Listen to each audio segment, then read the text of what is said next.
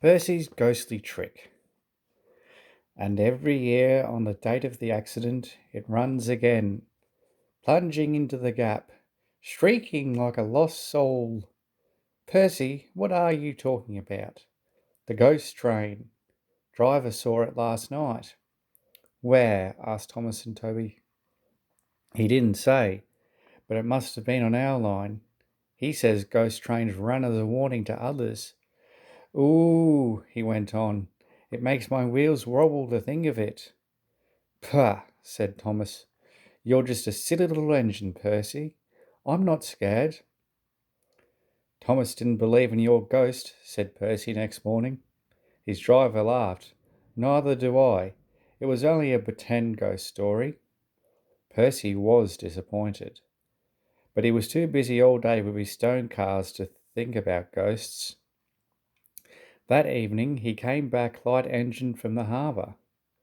He liked running at night. He coasted along without effort, the rails humming cheerfully under his wheels, and signal lights changing to green at his approach. He always knew just where he was, even in the dark. Crow's Farm Crossing, he chanted happily. We shan't be long now.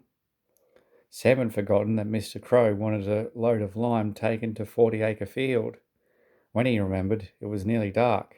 He drove in a hurry, bumped over the crossing, and sank his cart's front wheels in mud at the field gate. The horse tried hard, but couldn't move it. Cart's tail still fouled the way away. Sam gave it up. He unharnessed the horse and rode back to the farm for help. There's still time, he told himself. The next train isn't due for an hour. But he reckoned without Percy. Percy broke the cart to smithereens, and lime flew everywhere. They found no one at the crossing, so went on to the nearest signal box. Hello, said the signalman. What have you done to Percy? He's white all over. Percy's driver exclaimed what had happened. I'll see to it, said the signalman. But you better clean Percy, or people will think he's a ghost. Percy chuckled. Do let's pretend I'm a ghost and scare Thomas. That'll teach him to say I'm a silly little engine. On their way they met Toby, who promised to help. Thomas was being oiled up for his evening train when Toby hurried in saying, Percy's had an accident. Poor engine, said Thomas. Botheration. That means I'll be late. They've cleared the line for you, Toby went on, but there's something worse. Out with it, Toby, Thomas interrupted. I can't wait all evening. I've just seen something, said Toby in a shaky voice. It looked like Percy's ghost. It said it was coming here to warn us. Puh, who cares? Don't be frightened, Toby. I'll take care of you. Percy approached the shed quietly and glided through it. Peep! Peep! Peep, peep, peep, peep! He shrieked. As had been arranged, Toby's driver and fireman quickly shut the doors. Let me in! Let me in!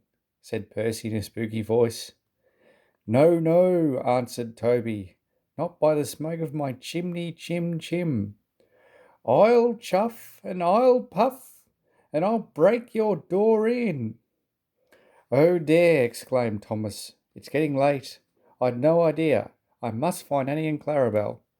He hurried out the other way. Percy was none the worse for his adventure. He was soon cleaned, but Thomas never returned. Next morning, Toby asked him where he'd been. Ah, well, said Thomas, I knew you'd be sad about Percy, and I didn't like to intrude. I slept in the freight shed and... Oh, he went on hurriedly. Sorry, can't stop. Got to see a coach about a train. And he shot off like a jackrabbit.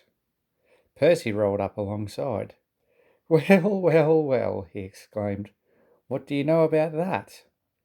Anyone would think, chuckled Toby, that Thomas had just seen a ghost.